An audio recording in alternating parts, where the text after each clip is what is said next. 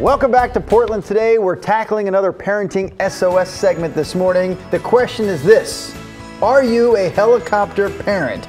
If so, perhaps it's time to take a step back. Dr. Darcy Walker, psychologist at Core Parenting, joins us today to tackle this very subject of helicopter parenting, something I fall a little bit of a victim to. I like to hover over the kids, right? See what they're up to. Tell them what they're doing wrong. We all do. That's our job, right? Yeah, I thought so. No? Yeah. You have two children in addition to being an expert in this area. I do. And you say you find yourself making decisions sometimes based on, am I a helicopter parent? Right. It feels so urgent a lot of times, and we want to step in and make their world safe and nice and make sure that things go well for them. And it's very tempting to What's to the do that. downside?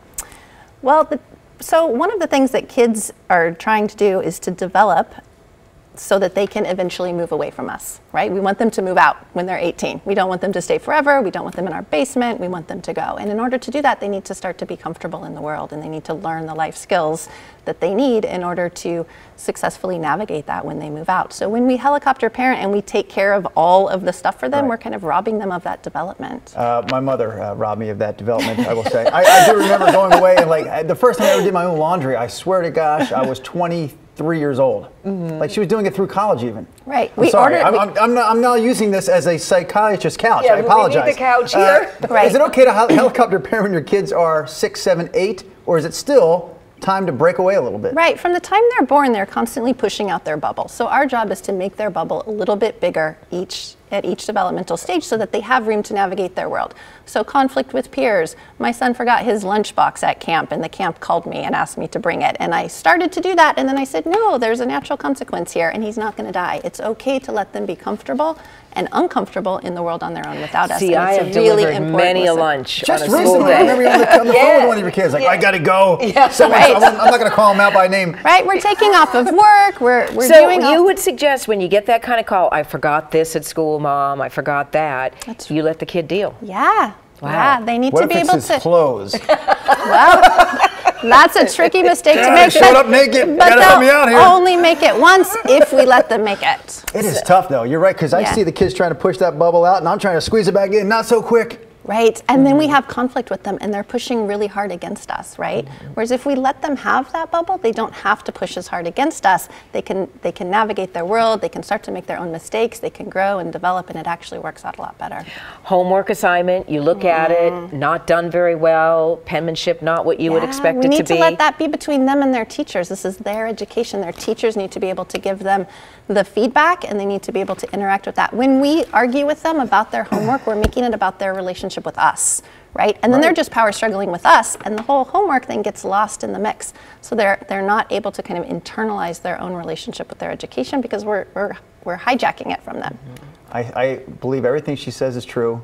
And I know that I'm breaking every rule that she suggested. Because it's so You're a tempting. good dad. You know, No, you want to be a good apparently parent. I'm not. Yeah. Your intentions are good. Yeah, we we- should say We that. also feel like our kids' mistakes reflect on us. That's right? it, right there. I'm a good parent if my child's life runs smoothly Yes. and they're pleasant and happy all the time. Only a bad parent would let their kid go to school with that kind of penmanship. That's Right. what I tell myself. Exactly. Do you think the helicopter parenting as a whole is on the rise? Do you see more? Yes, it's on. Yes, and I think a lot of it has to do with social media and all of the feedback that we're getting from our peers about point, what they're doing. I think my parents would have probably died laughing if the school had called and said that they needed to bring my lunchbox if I forgot it. I probably went hungry a lot of days, and then I learned to pack my lunchbox, right? And so just the whole culture interacting with our kids as if we need to tend to them all the time, walking to the park by themselves, walking to school by themselves, learning to ride the bus. Those are really important things that our kids need to be able to do. Ordering their own meals in restaurants. How many kids go off to college and these little things because their parents always order their meals and they don't know how to ride a bus and they don't know how to do these things. And then they end up coming home and the parents are like, why are my kids back at home at the ages of 20? Because they haven't done the development that they needed to do along the way. Land that helicopter. No, Land I'll the tell you what, helicopter. I'm serious. Thank you for letting me do this segment, by the way, actually, because I'm going to change my ways. For 1 week, I'm not going to do any helicoptering. I have let them go out and ride their bikes by themselves and just go and come back in 45 minutes. I don't know how they know it's 45 minutes. I don't let them have cell phones. By the time I come back in 45, figure it out. Be back here in 45 minutes. All right, you report back after that week. See how it goes. You're right. I sometimes I order their food still at the restaurant. I have to go. I got to start working on being a better parent. Darcy, thanks so much for coming in Thanks today. for having me. I think we've helped Drew in some respect. We'll He's find off to out in learn a his week, I helicopter. guess. Appreciate the advice.